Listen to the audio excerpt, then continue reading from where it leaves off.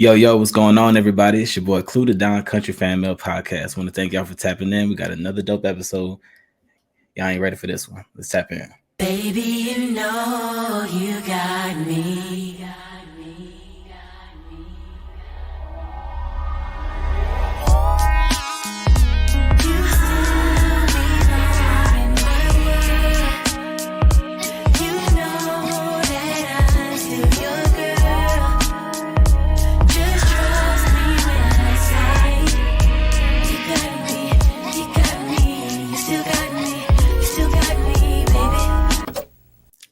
Yo, welcome back. As I already said, Clue the Don Country Fan Mail Podcast. Thank y'all so much for tapping in. Thank you for everybody who has liked, shared, subscribed, done anything with any of my content. Even if you talk shit about it, it's fine. I still love you because you're still talking about me.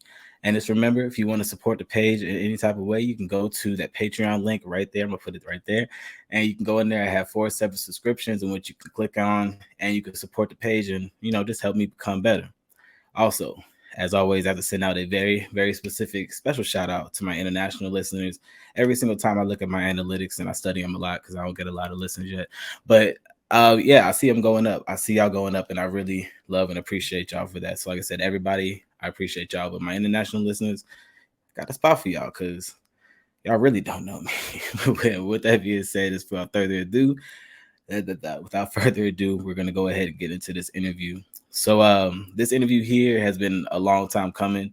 I'm gonna tell a quick funny story before we get into it. It's a long time coming for multiple reasons, but the main reason is I was reaching out to this woman, to this lady on her Instagram, and the Instagram page that I was reaching out to her, like she never saw the message, still ain't seen the message. Because she's important. She's a really important person, and I remember just tapping in with her. She goes live on her IGs, and she taps in with her fans and followers and stuff, and just happening just to be tapping in just organically, and I just happened. She wasn't even talking to me. She was just like, you want to talk to me? Hit me on this page. Don't even hit me on the other page. She wasn't talking to me, but I took exam. I was like, hey, what's going on? I took definitely advantage of that opportunity, and she's been extremely genuine from the very first conversation that we had. She's been all for getting on the podcast and even going further to do a collaboration with Why I Love Podcast as well. So without further ado, I'm not going to talk anymore about her. I'll just kind of let her come on and talk about herself. I am very, very happy to welcome this lady to the stage. 2-time Grammy nominated award songwriter, Miss Wyann. What's going on with you, Miss? How you doing? I'm well. How are you? I am doing so good. I'm doing so good. It's really awesome finally getting you on here. I feel like we've had like so many like short conversations, but I never actually had an opportunity to talk. So I appreciate you. Yes, absolutely. This is so much fun. So I'm really excited right now. Definitely. And I'm still working this camera and learning how to do what I want to do. Like what I want. Okay. I was doing the same thing. We're all learning. So yeah, first question that I have to ask everybody that comes on. What was the first song that you listened to when you woke up this morning? Today was Candy Drip by Baby Boy. Thank you very much. Lucky Day. Yes. That was the first song I listened to, but when I wake up, there's music that happens in my head every day, every single day. The only time in 40 years of my life that didn't happen was the day my dog passed away. And a few days after that, I just couldn't hear music, and I'm not used to that sort of a thing. But every day I wake up, I hear music. So the first song I technically heard, and my guy can attest to this, it was an Ice Cube song, and I don't know why it was in my head. I don't even want to sing it because I don't want it to keep. I don't want it to come back again. Yeah, because it's like it hunted me. I was like, bro, Cube, chill out, like out of my head sort of a thing. But it was like I know what it is. One more, 4 live, man, 10. And so technically it's not, yeah, don't even worry. It's West Coast Wednesdays. I don't know. Don't worry about that part. But yeah. I'm so glad that you went into that, because one thing that I've realized, I've been following you, as a fan of your music and as a fan of as what you've been doing for a while. And one thing that I've realized, especially on your social media, is that you are probably one of the most West Coast people that I know. Like, you are What so a West Coast. compliment. What a Like, you no, are that's so a Cali. compliment. I like Definitely. that. I mean, every time, like, you know, I always see you putting on, like, when you would be dancing, especially, you know, and, you know, the shout out to your dog. I remember those videos, you know, saying you dancing, and like you would always make sure that you would make sure that he, you know, there's distracted so you could do your thing. So like, yeah, definitely shout out. But I say that because you would always, every video, it didn't matter what the Always. song was. But No, I don't care what the song is. I'm the West Coast piece. Hello. So we always have that West Coast. And you know, I do that. I do that on purpose.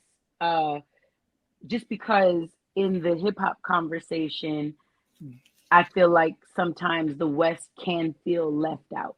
The West can feel left out. And where I'm concerned, it's not even a factor of us looking to be, you know, in the, you know, oh, who has the lyricist or who has the influence or who has the, I remember verses kept coming out during the pandemic, and everyone is talking about these East Coast stuff, South stuff, or whatever, and the West was like,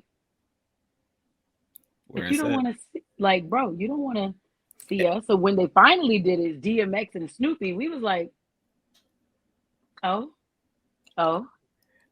And honestly, I mean, that's when you look at the West Coast, for me, the artists that automatically stand out are pretty much all of them are legend status. Yeah. So when you look at a lot of the other people that they had into those verses, a lot of them were really good, but not all of them were legends.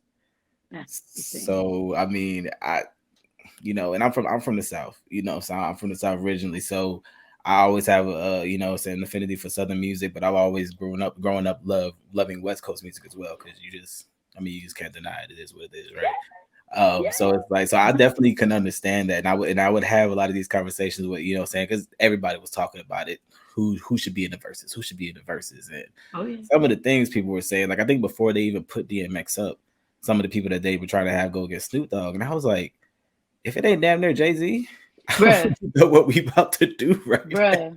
Bruh, it felt the way.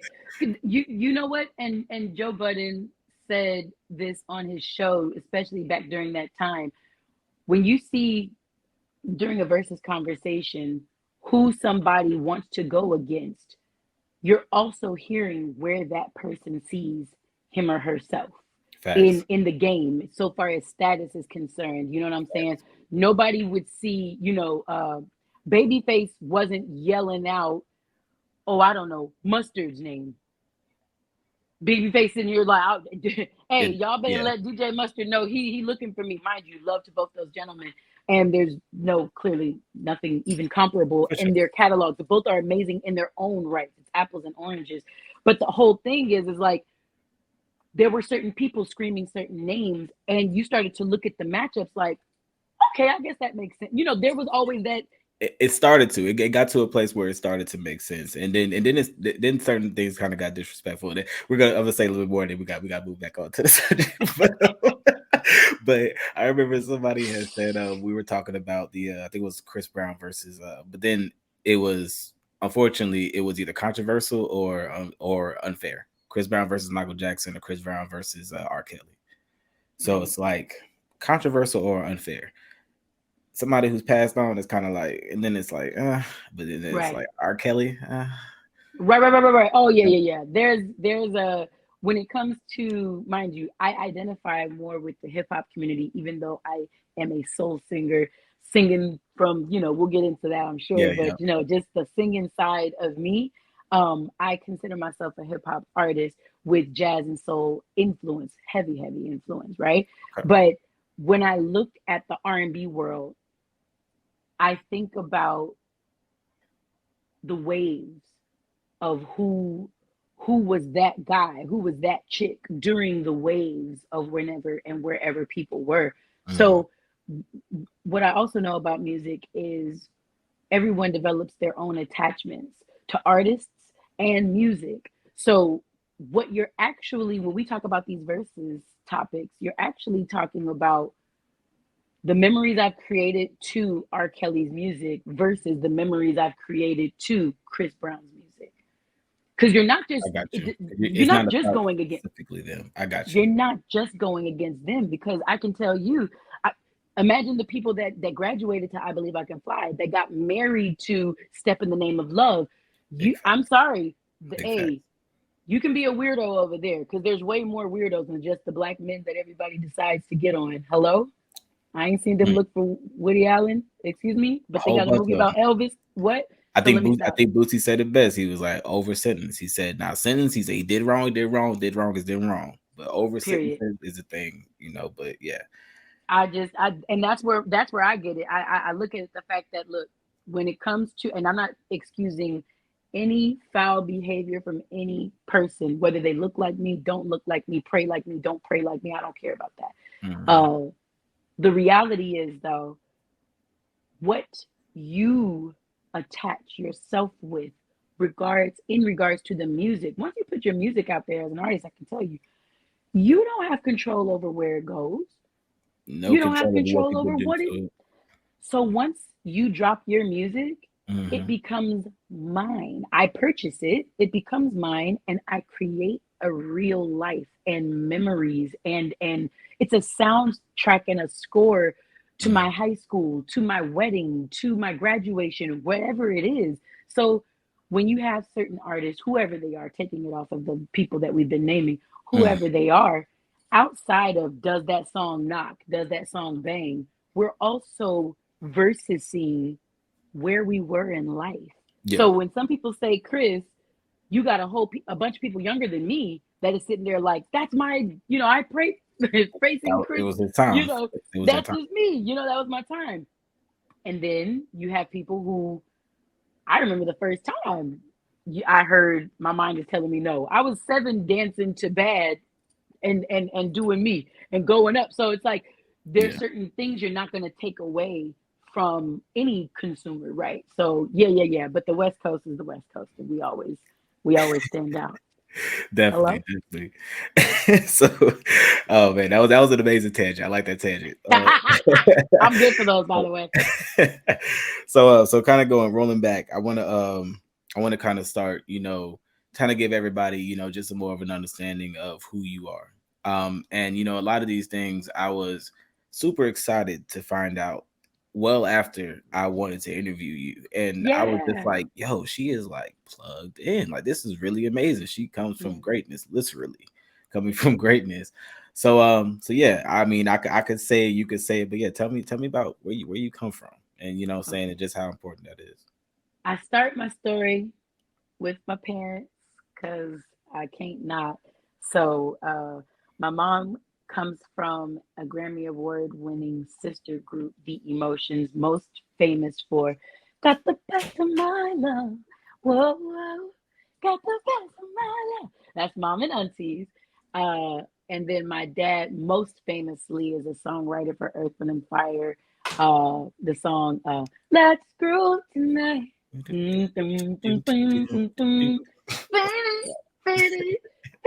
Okay, so you get those two together, Wayne, Lee, Wanda, Louise, and then you get all these Vaughns, right? So Wayne, Wanda, Wayne, Wendy, Wyann, Whitney, and Warren is all of the children, and they created a beautiful legacy. My older brother Wayne is in heaven currently. He didn't get to see his 28th birthday, but before he left the planet physically, what he did get to do was introduce me to hip hop at the tender age of 8. So if I didn't know all the words to Rapper's Delight, I couldn't have called myself a rapper. So I learned them all. Then I can't remember, once it gets everyone over a friend's house to eat, it starts to get hazy a little after, and deeper into the MASTER, it gets a little hazy into the verse. But when I first ever became a rapper at 8 years old, that was my induction into the culture. And after that, I was privileged enough to grow up in those early 90s. And as a young lady who identified as a rapper by the age of 8, I got to have Queen, Light, Yo-Yo, Rage, and then as I got a little growner, Kim, Foxy, Trina, I got to Petra, you know what I'm saying? We haven't had Jamaica. Listen, it's just, and then who I ended up kind of almost aligning myself with, and who is still in my top 5 today, L Boogie, right? Lauryn Hill, as a rapper and a poet and a singer. I'm like, oh, she's me. That's everything I think I am. You know what I'm saying? And Miseducation came out 98. I'm 16 years old. First concert I went to at the Universal Amphitheater when it was by Universal City Walk and Universal Studios, which it's not anymore, it doesn't exist anymore. But 92.3 The Beat with Theo. Theo had a crush on my cousin. My cousin is Shanice Wilson. I love your smile. I was about to say Shanice, yeah. So it was a really, really amazing time back in 98. And I went to see that concert, watch that woman's DJs, there was 2 of them, battle her band. The album had just come out, but I knew everything from there. And on the Fugees album that came out in 96, I knew every one of her verses in particular. So it don't matter what. It's funny how money changes situation. Bang, bang. Like that could have came on, or it could have went to see, I loved hard once, but the love was returned. I found out the man I died for, he wasn't even concerned in the time it turned. Like you could, it don't matter what they put on. I was like, throw it up. I'm gonna knock it down. Whatever y'all put up, I'm going. So and just music transcended itself from the influence of soul that my mom and dad put into me, and then the introduction of hip hop in the early 90s, literally 1990. And as I became a young woman, I got to see all these examples of different ladies in hip hop that I got the choice to see who I wanted to be. Because before Lauryn, I could say, you know what? I like the versatility of Queen, but I kind of am a more West Coast chick, so I like the vibrato of Rage. Ooh, but I like the sexiness of Yo-Yo. I got to mix these women, and we're not going to get into that sort of talk right now. However, my homegirl and sister in hip hop named Rhapsody, when she put out her Eve album, always shout out to Rhapsody. North Carolina. I knew it. I was going to say that. I didn't want to be wrong. Okay, good. This is good. You guys got that. But she put out that Eve album in 2019, and her biggest vibe, her biggest mission statement even of that album was Black women aren't a monolith. We're not monolithic. The image in hip hop that's portrayed and heavily pushed shows one version of Black woman as if that's the only thing that sells. And it was a recurring theme on the album. She said it in almost every interview that she was doing, and it made me so thankful to be in hip hop when I was as early as I was, because at least I got the option as a girl developing her identity to become a woman. I got the option to decide who I thought I was and who I wanted to be. I like that. And so you kind of said something. I'm gonna kind of skip to another part of the interview, then we're gonna jump back. But you definitely brought up Rapsody. So I want to mention her because, of course, that was another large part of your career as well. But before I even get into that, the fact that you talked about all these prolific, I would use that word, prolific female contributors to the game. Yeah. And then you bring in, you bring in Rapsody. And even when I've listened to, everything she's dropped as well. And I know one of the biggest songs that sticks out in my mind, and I thought was one of the dopest messages to women, was the track, I think it's called Slow, is when she redid the Bruno Mars. Terrance Martin produced. Terrance Martin, man, it makes sense. That makes sense. Yes. 2017. That track right there, like, I mean, I can play it over and over again, not just because the track is produced amazingly, but just the message is just so pure when it's like, you don't want to deny certain things, but you also don't got to be, you know what I'm saying? Like, I'm worth it. Just relax. Like, you know what I'm saying? Like, slow down, baby. Like that really, like, it stood out to me. And I was just like, man, even though I've definitely been that guy, you know what I'm saying, on the other side of things, like, but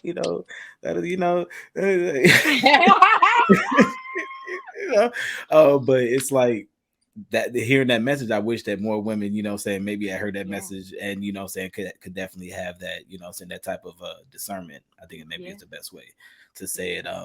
But yeah, saying saying keeping on the tone with Rhapsody. So going into, I think it was her 2016 album. Yeah. Was it Layla's Truth? Layla's Wisdom. Layla's Wisdom. Yes, Layla's Wisdom. Yes. So y'all had a song on that album, and that song did some things. I mean, I think it went all the way to the Grammys. Yes, tell me about Sassy. Like, tell me, and actually, before you tell me about that, did you write the chorus? Because every time I hear the chorus, now that I know that you were involved, I was like, that sounds just like Songwriter would say. It sounds West Coast. No, like it has a that West girl Coast vibe to it. Well, because she recorded it on the West Coast. She was here. When she recorded she was here. She freestyled that, bro. Rhapsody is Rhapsody. You talking about some diamonds in my knees? How's it go? Yeah, she freestyled it, but the actual words come from a Maya Angelou poem, Dr. Maya Angelou poem. Yeah, Phenomenal Woman, actually. Yeah, and I know that because I used to win pageants and not pageants. That's not girly of a word, but it's just not what it was. It was like oratorical types of events in Glendale, California, where I'm from, and people would come in and do monologues, and I would do Maya Angelou poetry, and that's why I know those words. Diamonds between my knees, goodness. Yeah, diamonds between my thighs. Yeah. Does my sassiness upset you? Are you mad that I survived? That's the refrain that happens between each verse of Dr. Maya Angelou's poem, Phenomenal Woman. And Janet recites it in Poetic Justice because a lot of Maya's poetry was used in Poetic Justice. Very West Coast, once again, shouts out and loving memory to Uncle John Singleton. That's how that goes. You know what I'm Definitely saying? Shout out to that. Definitely. But yes, Sassy off of Rhapsody's 2016 release and debut album, might I add, Layla's Wisdom, named after her grandmother, Layla. And the album just was packed with a bunch of jewels dropped generationally. Wow, that's a nice little. See, I'm the poet in me gets jewels dropped generationally. Okay, alliteration. Come on, anyway. But yeah, no, she just kind of jam-packed this debut album with all that stuff, which earned her not only a Grammy nom for Best Rap Album of the Year against her record mate, because Kendrick was featured on that album. So it went up against Damn, if I'm not mistaken. It went up against Jay-Z, 444. That was a tough year. It went up against the Migos, and it went up against Tyler, the Creator. Tyler, so that was that Eagle? No, that wasn't Eagle. That was a Flower Boy. Maybe that one.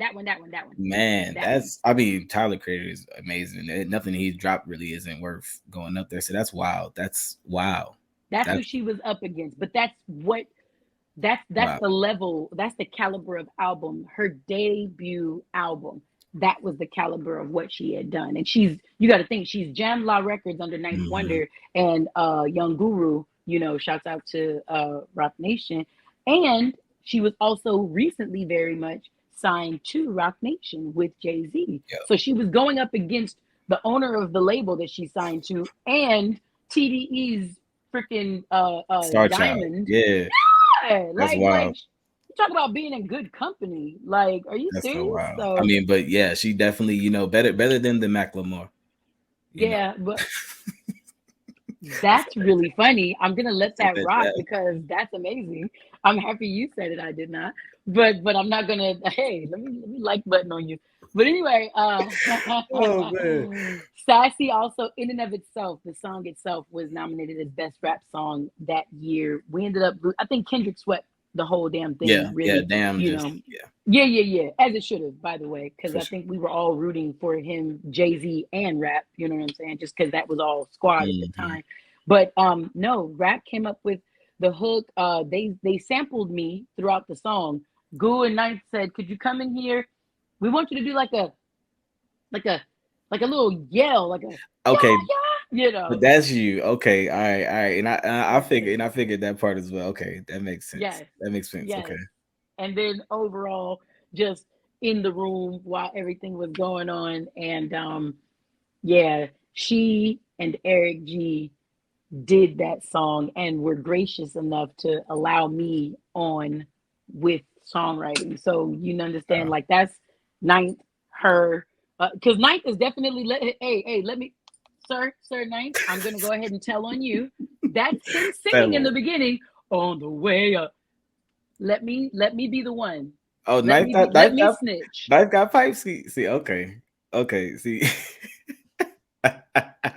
Let me be the one to snitch for you. Don't worry about it. Yeah, I got you. yeah, knife's another one. I'm sure I'm gonna have the pleasure of speaking to one day because yeah, Yes, that dude's he's amazing, man. Shout out to Knife, shout out to Little real Brother. nice. Um, Yes, but yes. so um, I'm sorry, I think I kind of lost my train of thought. Oh, so one last question on the Sassy. Yeah. Like when it comes to that, like how was that feeling when you got that notification? Like how does that even happen? Is it kind of like you get like a gold Dude. ticket in the mail?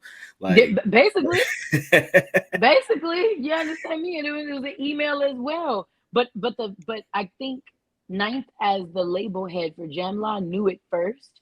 So before the Grammys notified me, and shouts out to Jerry L. Johnson because that's who notified me. This is how the world works.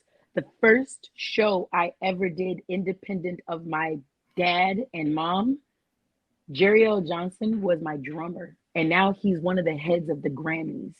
You can't make this sort of 360 up. It was one show. He was here from living in Los Angeles. I don't think he's here from here originally, but this was maybe 05.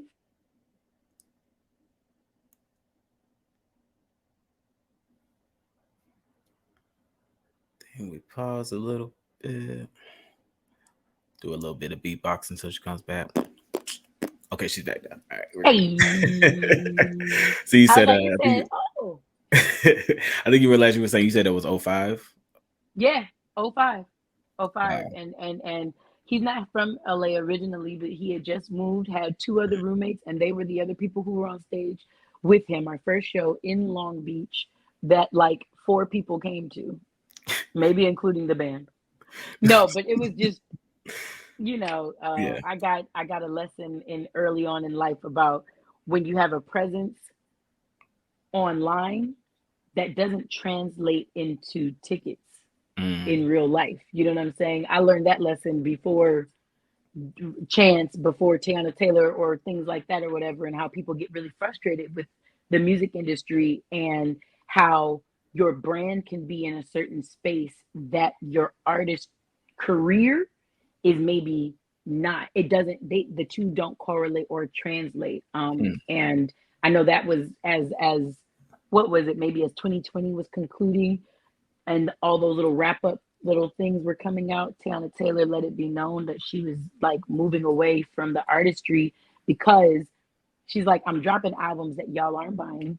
Y'all ask when I drop one album 2 weeks later, hey, when's the next one? It's like, did you cop the last one? Did you get mm. any merch? Did you like, are you helping the machine run? And I think there's this miseducation, no pun to call it back, but there's a miseducation with consumers and lovers of music to how artists actually see money.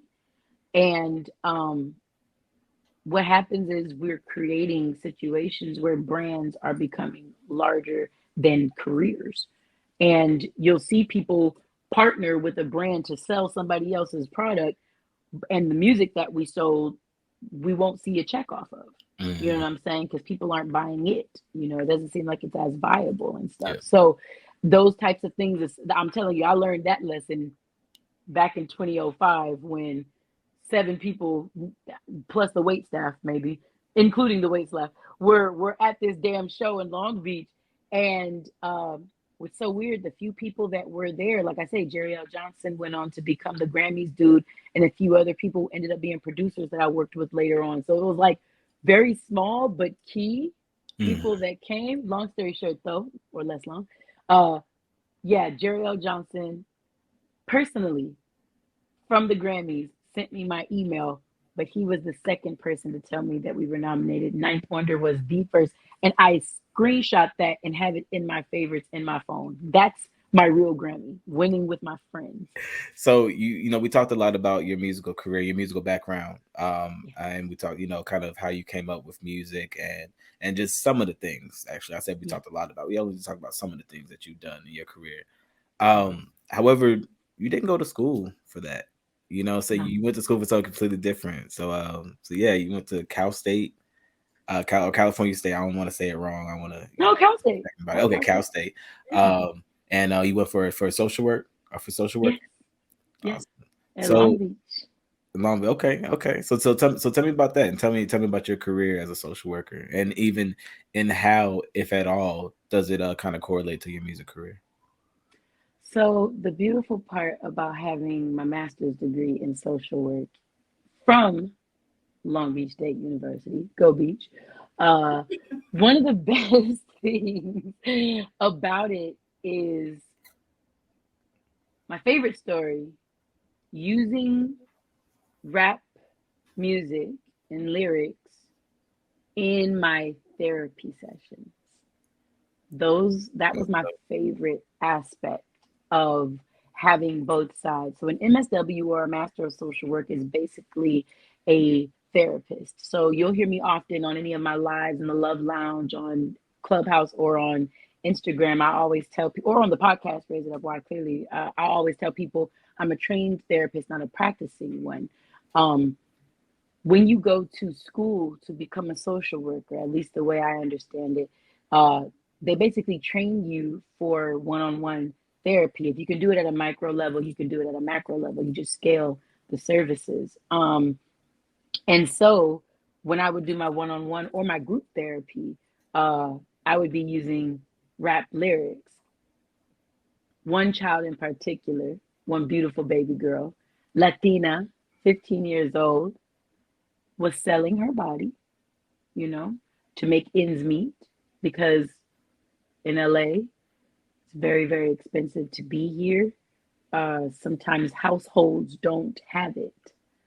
And in the Latino community, as reported by this young, beautiful woman, there was uh, that machismo pride that wouldn't allow a father to have his wife work or do anything like that. But she was a girl, 15. Everybody's been 15, so she wanted to be young, fly, and popping. And the way they was living, she couldn't afford to do that. So this girl would come. I'm talking about. I would ask her, "Girl, how are you doing your eyeliner?" Like she was beat, face beautiful. Let me tell you, hair always done. Wore her little school uniform, but was quickly up and out of that, as soon as the right car would pass, sort of a thing. And that's what we ended up talking about in therapy.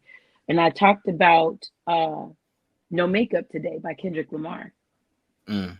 I And we love got the the way you. Oh, man, yo, it's one of my favorite tracks. Okay. amazing, amazing. From No Makeup Today, we got later in therapy as more rapport was established and I understood more of her story. I just wanted to introduce her to Keisha's song, same album, Section Mm. 80s.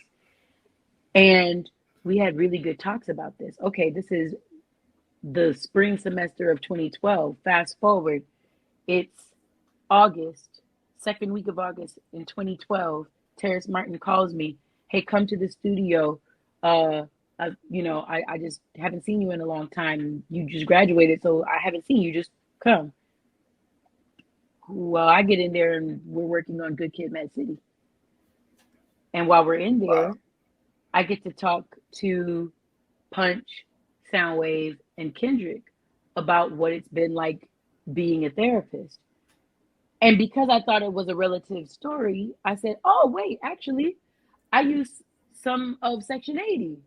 Tell them what I just told y'all. By the way, by the end of the semester, the young girl was no longer wearing a full face of makeup. Instead, she was more into skincare.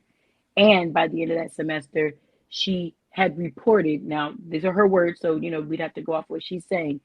She's like, "Yeah, I'm not doing that no more, miss. I'm not doing that no more." I can't say that it's because she heard those two songs. There's a lot of factors Yeah. that go into what happens. But that's a But start. That's a start, and for real, like, thank you for doing that, because I've heard those tracks, and those tracks. I mean, for one, they're about women, but it doesn't matter who hears them, men, women, whatever. You could take therapy and take solace in those words, and to know that, I've had some of my friends say that listen to the, saying no makeup today or no makeup, and I mean, and that's the thing about Kendrick is that sometimes Kendrick is not complex. Sometimes Kendrick is not like you gotta like pull up the Rap Genius lyrics and see. No, sometimes Kendrick is very simple, but it's the shit that he says is just like it's just a punch to the face. Some hits to the face you see coming. Yeah, I think that's kind of the best way to say it. So it's like, so yeah, good on you for real. Yeah, thank you. That's amazing. Thank you. This was just something. She brought me some Lil Wayne songs I'd never heard. It was just a bunch of dope stuff, but we got to have that conversation. And Ken, as I'm telling him this, he ended up walking out of the room, and Soundwave stayed in a little longer, but he was just shaking his head like, wow, and just and left. And so the room is quiet, so I feel like I fucked up. I didn't know what I was like, oh, Wyann, what'd you do? And Punch says, that was Wave on those I said, oh no, I did not know that. He's like, yeah. He said, that affected them. They're gonna think about that. Trust them. Just know. I'm sorry, before Wave left, before Soundwave left out of the room, he said, he's like, we make this music. We don't really get to see what happens once it gets out into the people, So it's just like, wow, as we were speaking earlier about when people create music, once it goes out, it's out, and people create their own attachments to the music, right? Yeah. So as the creator of the music, they're sitting there like, Kendrick said nothing. He had just kind of walked out. Yeah, I can't imagine what kind of, digesting that type of information. I didn't even think about any of the effects of what I was saying. They just happened to ask me about what it was like becoming a therapist and stuff. So I was like, oh man, blah, blah, blah, blah, blah. So I'm just like, oh yeah, actually I fuse them. I call myself an edutainer. Here's an example. Tell them what I just tell you. And Punch was like, yeah, that affected them. Yeah. I was like, wow. And so after that, we just, it was we got to more work, but yeah, none of the parts I worked on ended up making the album. But we definitely, from August to September, I was in there every other day or so, at least just hearing everything. Like the first time you hear every second, every minute, man, I swear that she can get it. Man. Bing, bing, bing, bing. I said, man, I cannot imagine. Like my heart, like, yeah, never mind. But it just, man, he's in my top 5 as well. I've already told you too. Yeah. You always put on for Kendrick every time. Like, I mean, as soon as Mr. Maron, the Big Steppers came out, like I think every video still to this day you post has one of those songs. Had something. Even the Clubhouse, even the Clubhouse, it was full circle reference to his song, and it's funny. I was literally just watching. I thought it was the official music video for the song, but it's not. But I'm in the we cried together. Yeah. Is that what it is? They were trying to do. They were trying to match it together. Yeah. So something I definitely want to get into because I almost went on another tangent. So I want to kind of go back and I want to talk specifically about you and your album. Yeah. So been in a minute. Yeah. So, looking at all the people that I've seen you work with, I mean, from the Terrance Mountains to the Robert Glaspers to the Kendrick Lamars to working with your family in total, and even the intro to that song really stood out to me because it seemed like it was somebody talking about a specific show in which that you did, and it was supposed to be your show, but you put more emphasis on your family than you did on yourself. And then even as you listen to that album, your family's all over the album as well. Every track. And I mean, it's just, so it's really just it's amazing that you have the availability to do that. I feel like there's very few people in the game that have families like that. Shout out to Sir D Smoke and his family. One of those other families that everybody is just so inclined. So with that, everyone, right? With that album, how was it? actually making that album? Like, what was that experience like? Incredible one. My final decision to really focus on the album came May last year as I was experiencing my most uh, feverish 102 or something like that uh, fever from COVID in my bed alone. Didn't even want my dog to come in because I didn't want to get her sick. Once I learned that like animals get sick too, and I was in my bed and I was like, okay, is this gonna fuck with my asthma? Who would I even call to take me to the hospital? I don't want to put anybody else in this situation or even near me. And so, to an extent, did you hear all of what everything, COVID taking as many people as it took and things like that? I'm like, okay, if this is my last day, if it were, I'm a college counselor and professor with over maybe 28 hours of music in my laptop that I've never put out. Are you proud of yourself? I said, fuck no. Oh, what? Okay. What are we going to do? How are we going to change this? I had a whole nother album that was supposed to be my debut album. I said, what are the things that are important to me? First, family. Number 2, legacy, classic, music that withstands time. That was 2. 3, love. Simple. It's not deep. A lot of life ain't as deep as people try to make it seem. Yeah. Love, and this entire album is an anthology of love. And every song deals with a different attachment to love. Yeah. It does. Each song. It definitely does. Shout out to 4 Steps. I want to say it's called 4 Steps. That song, and I feel like as a man, you hear certain songs, and sometimes as a man, you just don't want to hear songs that's telling women that you ain't shit when you ain't shit. And making women kind of had that realization, like, he ain't shit, you need to leave him type thing. But as I've gotten older, I realized that those songs really only have weight if the shoe fits type situation. But you start to appreciate songs like that, because there was a certain time, I can't think of the artist's name, but she had a lot of those songs. And I was just like, man, like I used to call them, nigga bashing songs. Like, all these, right. But I was just like, she ain't talking about me, so I need to just kind of relax. So I feel like with that song, I feel like if you're not talking about you just have to appreciate it and understand that there are women out there going through this. There are women out there dealing with men who just ain't shit. I guess there really ain't no better way to say it. And then as I've been ain't shit myself too. So maybe this song helped. I'll just play it, but it's true. It has been out long enough. But something of the sort, what I'm saying? Because I appreciate it. I wish that men had a little bit of something similar that was more so publicly out there. I feel like cats like Eric Roberson tap into things like that, but at the same time, so most people still don't know who he is, which is wild. Davion Ferris has a song out right now called Bad Guy, and saying basically that the girl was the bad guy. He gave all of his love, and she was the one wasn't being true. So it's like, you know what? I know that everybody tries to do it to me, but nah, I'm gonna just say it. You're the bad guy. And they put it.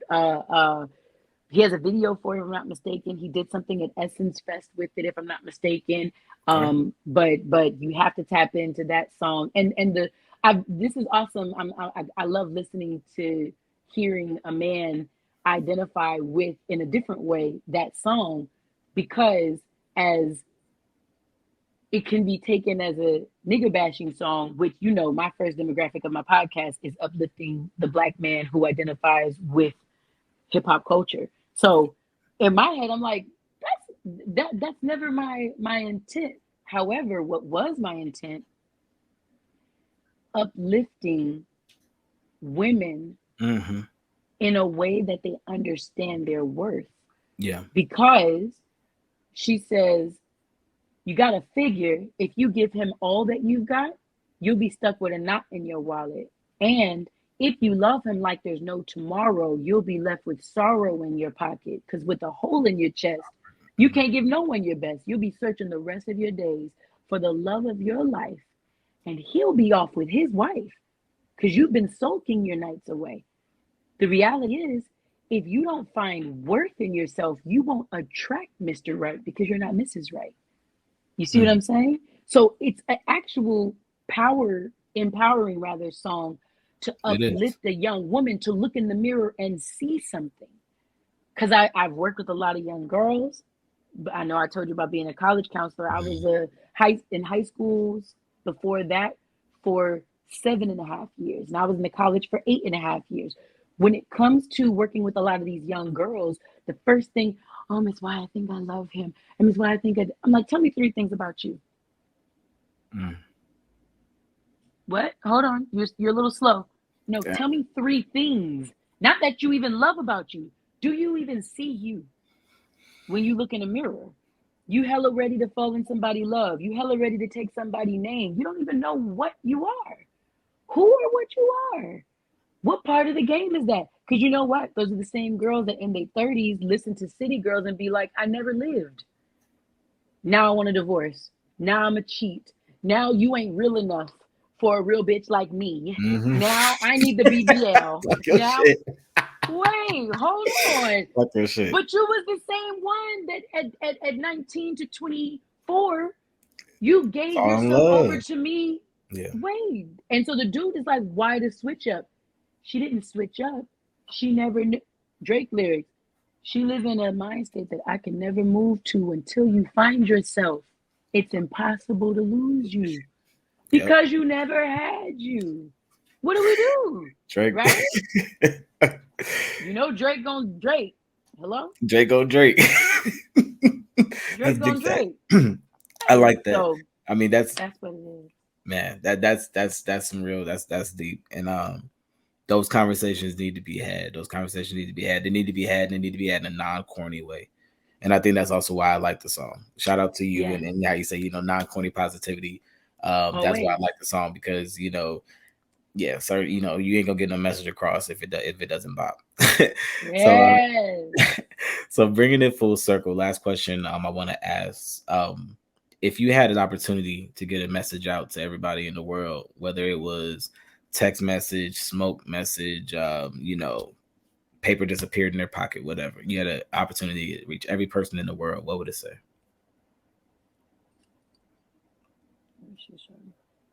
Can you see this? This is a I can't see the inscription, but I do see there's something on there. Let love win. Period. 3 words. And LUV, because I'm all about love culture. Hello. Love. Wait, hold on. Now that I got all my shit together. Hello. Hello. And why you still got that out? Definitely. Shout out. Please plug yourself in. Let everybody know where they can follow you, where they can get some of your merchandise. This is Miss Wyann. She is the podcast host for Raise It Up Y podcast culture. Tell everybody where they can find you. Yeah, the easiest way to find me is at Raise It Up Y, RAISEITUPWY. Rockets up on the post. Forever and always. On all social media platforms. That's the one thing that I actually created to be consistent everywhere, because you're going to get Wyann on this, Wyann on this, Wyann Vaughn on that. So Raise It Up Y is just the easiest way to connect with me.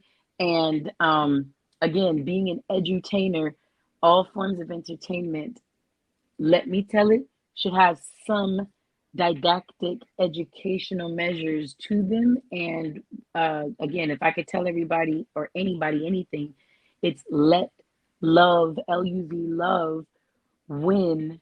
The word let is important to me because let implies allowing. And in our life, to allow something means to trust the process of it. It's patience without agitation. Some people be like, no, I'm being patient. I'm patiently waiting for my man. I'm patiently waiting for Mr. and Mrs. Right. I'm patiently waiting for that paycheck. I'm patiently waiting. All this shit ain't patience. All this, that's agitation. Looking real exactly. Yeah. You got a lot of energy for patience. Patience looks like peace, right? But I think the word patience, even in and of itself, it doesn't carry the same weight. Sometimes words can become convoluted in that because all of language is coded, you can get a word that doesn't just mean its definition on a denotative kind of space. It starts to take on its connotation as well. So some people say, yeah, I'm patiently waiting. Patiently, that's too much energy for patience, boo. Real patience, I love it. bruh. Real patience looks like what I would call in today's society allowing. Even the word allow implies surrender. Surrender, give it the fuck up. Submit. That's a scary word for a lot of women apparently today. That's what I heard. You understand? A lot of And women some and men. gentlemen. A lot of women and men. And For some sure. gentlemen, because that submit unto your wives comes right after wives submit unto your husbands. I don't We know you how know it gets we're left gonna out. talk about that. This is literally what we're gonna talk about. You already know I'm swerving in lanes over. No, I'm not. But no, that's the big thing. Let love win. Give love the dub, not the dub in the East Coast way, in the West Coast way, which is a win. You know what I'm saying? I'm talking about allow love to reign supreme. Everything else will literally figure itself out. Already. I really appreciate how you put that together, and you definitely you brought it all the way around. I mean, I've learned a lot in the midst of this interview, and one thing that, like I said, I wanted to make sure that I did was give you your flowers. You have been influencing the culture for, I mean, it don't matter how long. You've been influencing the culture in amazing ways, and I want to make sure that because like I say, yeah, it doesn't really matter how long. It's about giving people their flowers while they're really truly here to still smell them, and just shining light in the correct places. And with that being said, I want to say thank you for coming on to the show again, and also thank you again because we're getting ready to transition to another show, and we're going over to Why I Love Podcast, where we'll continue this conversation with me, myself, my wife Pisces, of course, Wyann, and the big homie TJ. So Let's go. yes, so thank you again for coming on to the show again. Thank y'all so much for watching. Thank y'all for being tapped in, excuse me. And yeah, see y'all soon. Baby, you know